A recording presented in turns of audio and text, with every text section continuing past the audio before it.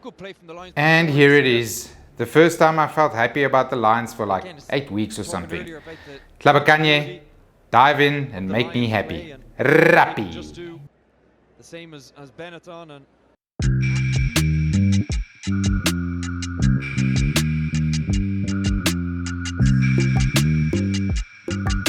Is anyone at the wheel? Go to the Bulls online store and you will see there are all kinds of cool fan gear things that people can buy. Puma nogal. What about shop.stormers.coza? Surely they can't have that much stuff. They've just changed their logo and they've changed to Adidas. No, there is plenty of fan tat for you to buy. Lovely stuff. And then Hollywood Bets. You know their American owners made sure capitalism is well represented. All kinds of merch for the divorced Belito dad to buy for himself and his kids. What about the Lions?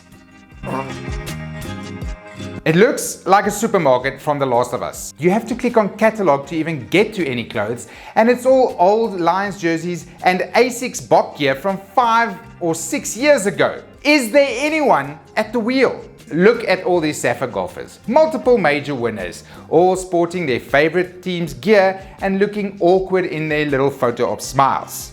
But where's the red? It's lacking, isn't it? Did the invite go to spam? Are there no good golfers in Johannesburg? Is there anyone at the wheel? Connacht's only claim to fame is their abysmal weather, and they have a new stadium. Leinster play in a smaller ground when they know they can't fill the gigantic Aviva. The Dragons are a dead club walking, and even they have a sweet retro jersey. Is there anyone with any initiative or drive at the wheel in Joburg? The off-field situation mirrors that on the field. No imagination, no drive, no like piss and vinegar to be better. It's like a zombie franchise. Year 6 of cash, 6, is already basically fucked, with 3 losses overseas, and that'll probably be 4 losses this weekend at an echoing Ellis Park. The forwards are getting bullied, even in the scrum, the backs aren't attacking very well, and the literal best junior rugby player on the planet is riding pine every weekend. We haven't even been able to buy that stupid fucking jersey yet, and the season's already basically over. Is anyone at the fucking wheel? Ooh, okay, sorry, hello, and welcome to the Rugby Update. Had to get that off my chest. The Rugby Championship is now fully in the rearview mirror. I missed making all the teams of the tournament stuff, but I am now into the ERC, which means I have to deal with this instead of this. So if I get into a bit of a sweary rant every week, I'm sorry. Maybe it'll improve next week. As I said earlier, we're already in week 3 of the ERC, and there are a whole lot of teams. So let's rattle through the results quickly, okay? Friday night, Munster hosted Edinburgh and laboured to a 20-19 victory. Clayton McMillan is obviously still betting in his philosophy. After that, the Stormers nulled their second team of the season. This time the Scarlets couldn't get through the newly ferocious Norman Laker defence. Also, it is pure speculation that Blair Murray's hair caused that performance, so don't blame it on him. Saturday started with this shit, which I kinda expected because the Safa Lions are now the worst of the 3 different Lions teams in the ERC. Who knows how long it will continue.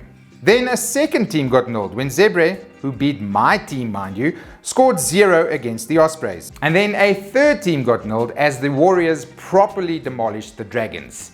All that talk last year about the evenness of the matches and how competitive the ERC is a little bit on hold this time. Leinster finally got one in the win column after easily handling the Paper Tigers from Durban. Then Ulster did much the same thing to the Bulls, and I remember all the Bulls fans screaming for Jake White to leave at the end of last year. And now it seems like the Chickens have entered into the fenced off area that contains the roost. They're not inside yet, but hold on. And then finally Cardiff beat Connacht, and no, it is not just Connacht's shite weather that is famous. That paranoid one from Dairy Girls is also from there. And that is where the ERC stands for now. All the cool clubs with their cool kits and their active backroom staff are way up there at the top of the log, and my team is back in 2010. Elsewhere, Prem Rugby, as it is now called, also had its 3rd round, and Champions Bath are sitting pretty at the top. Also, it looks like the Newcastle Red Bulls, newly named and freshly invested, are still not seeing an ROI. Then also the top 14 is on around 1100 or whatever, and POW is at the top. But because the season is so long, no doubt they will be dropping down and Toulouse will be going right back up there. Congrats to everybody who's got a team that isn't run by Slowpoke from Gen 1. I will be angrily lashing out at you until the situation improves, or the Boks start playing in November. Now the news. Okay, let's see. First news story. Yes, the punching bag of rugby took another couple of Hail Marys this past week. R360 or Rugby 360 or whatever it's called was dragged in the news by a whole bunch of national unions. The new unions being New Zealand, Australia, South Africa, Ireland, England, Scotland, France and Italy, who all came out and said the R360 sucks, and if you want to go play for those teams, good luck playing for a national union, because we ain't gonna pick you.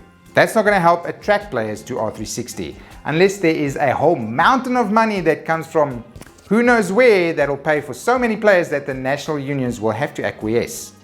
I don't see that happening. Right now, this whole R360 thing seems like a bit of a silly idea, trying to make money off of a bunch of players that they did not develop, playing in places that will probably be empty. I don't see it working. Next story, which is the All Blacks and the Wallabies announcing their squads. There they are on screen. Read quickly, get through it all, and done. Okay, the only real big news is that Carter Gordon is back. He was bought out of his NRL contract for who knows how much money, probably more than they cut the women's game by, which I hear is just a temporary thing. They're going back to baseline and it will go up again. I don't know. I'm not going to get into the whole fight. All we know is that the Aussies need a 10 and Carter Gordon is already on the plane to go. Good for him.